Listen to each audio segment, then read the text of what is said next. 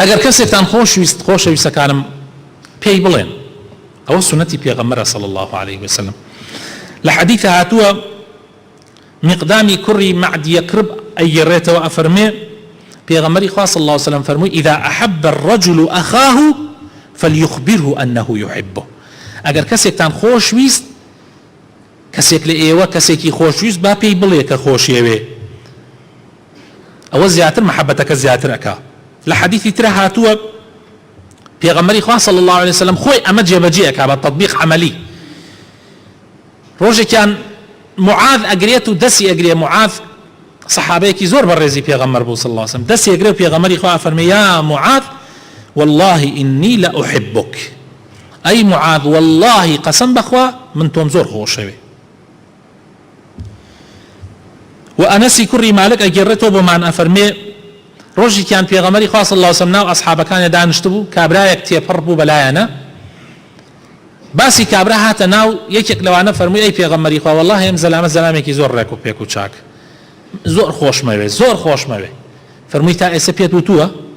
پێغەمبەری خوا صلی الله عليه وسلم فەرمووی پێت وتووە؟ کابرا وتی نە. فەرمووی دەی بە پەلە لەگەڵ لە شوێنی بڕۆ تا پێی بڵێ خۆشتمەوێ. ئەمیش لە شوێنی ڕۆیشت و پێی وت من لەبەر خاتری خوا خۆشتمەوێ، ئەویش پێی وتەوە فەرمووی ئەو کەسە خۆشتی بوێ کە منت لەبەر خاتری ئەو خۆشەوێ، یعنی خوا تۆی خۆش بوێ. ئەوە سنەتی پێغەمبەرە صلی الله عليه وسلم. ئەگەر یەکێکتان خۆش بی پێی بڵێن، ئەگەر کەسێکیش پێتانی وت من خۆم خۆشەوێ، تۆش بڵێ أحبك الذي أحببتني من أجله، بڵێ ئەو خوایە خۆشتی بوێ کە تۆ منت لەبەر خاتری ئەو خۆشەوێ. ئەگەر کەسێکت خۆش بێ حەوڵدا پاکی کەرەوە، چۆن دارێک ئەنێژی دەوروبەرەکەی ئەگەر هەرێز و دڕک و ئەوانە دروست بێ بە پاکیەکەیتەوە بۆ ئەوەی بە جوانی ئەم دارە گەورە ببێ، هەوڵ بدەن ئەو خۆشەویستیانەی کە هەتانە بە تایبەت ئەوانەی کەوا زۆر لە دڵتا خۆشەویستن، هەوڵدە هەرێزەکەی و دڕکەکانی دەوروبەری گشتی پاک کەرەوە با بەس بۆ خوا بێ.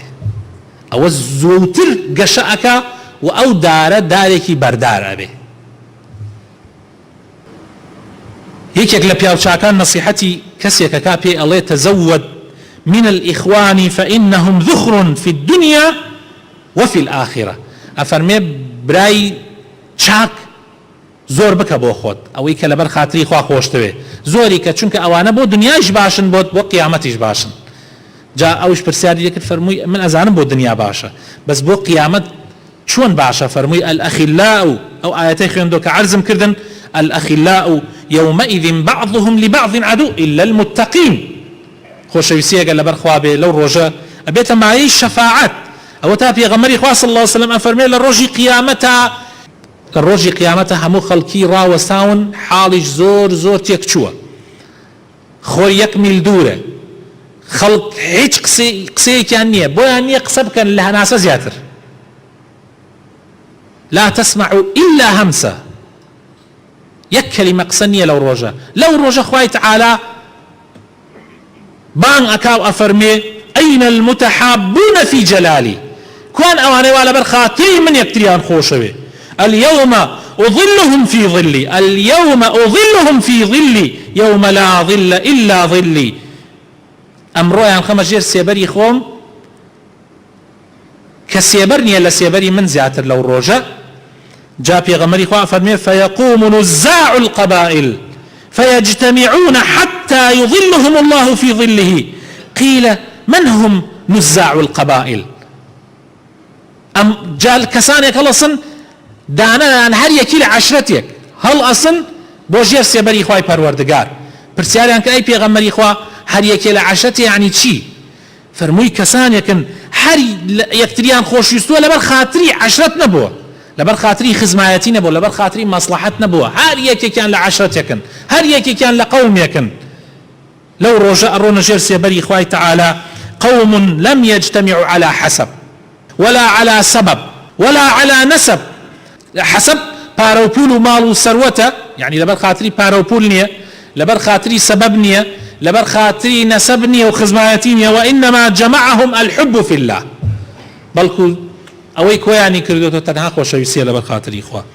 إمام الشافعي فرمي أحب الصالحين ولست منهم لعلي أن أنال بهم شفاعة من صالحين مخوشوي ولست منهم أقر شي منيش لوان نيم بخوا شافعي لوان بوا شافعي يقول لك بياو چاكترين بياو چاكان بلام همو بياو چاكان خوان بكم زانيوه وان زانية اوان لوان نين أحب الصالحين ولست منهم لعلي أن أنال بهم شفاعة وأكره من تجارته المعاصي ولو كنا سواء في البضاعة أفرمي من صالحين مخوشوي بياو چاكان مخوشوي أقر شي من لوانيش نيم بو أويل الرجي قيامته بهويان وشفاعتكم بو بكري وقينم وحزم لكسي معصية تاوان بارنية أقر شي لقليشا هاو بضاعتين يعني هردك ما تاوان بارين من شوك أو تاوان بارن بلام حزم لتاوان نية ولا تاوان بارانش نية لبر خاطر تاوانا كان ين حزم ليان نية أقر شي من شوك أو تاوان بارن بلام من أهل إيمان مخوشوه بياو چاكان مخوشوه آخر برayna ئێسا ئەم قسە ئیمامی شافعیە ئیسا ئێمە لا ئێمە عەکسۆ بۆتۆ ئێمە کە خۆمان گوناحبارین قینیشمان هە لە پیاو ساڵحان بڕواتان هەبێ برای بەڕێز خوشکی بەڕێزم ئەمڕۆ زۆربەی مسلمانان ئەهلی مزگەوتن ئەهل سبحان الله قینیان لە ئەهلی سەڵاحە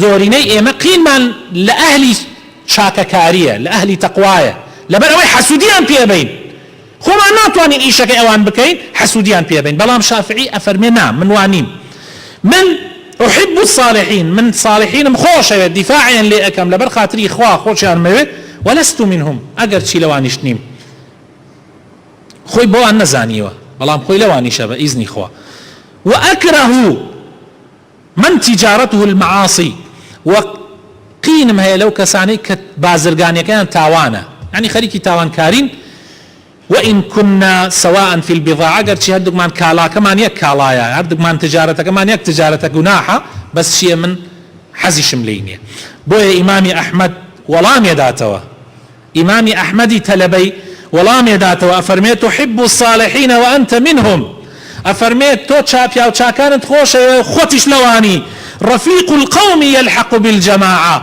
هر كسي الرفيقي كسي كساني كباج بين الروج قيامتها لقل أو جماعتها وتكره من بضاعته المعاصي وحزد لو كساننيك كتجارتك يعني جناح توانا حماك الله من تلك البضاعة خوابت باريزي لأو بضاعة تجارته